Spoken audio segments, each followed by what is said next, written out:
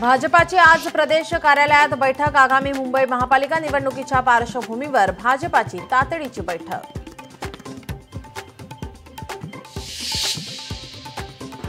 कोकणवासियांसाठी आमदार निलेश राणे दादर येथून सोडणार शिवसेना एक्सप्रेस।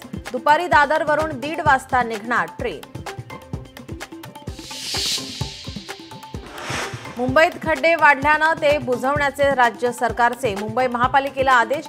बाप्पाच्या आगमनापूर्वी खड्ड्यांचं विघ्न दूर होणार का याकडे नजरा। आंदोलनाच्या पार्श्वभूमीवर मनोज जरांगे पाटील यांची अंतरवाली सराटीत पत्रकार परिषद। जरांगे मुंबईत येण्यावर ठाम। आता आरक्षणाचा गुलाल लागल्याशिवाय मागे हटणार नाही, जरांगेंचा सरकारला इशारा।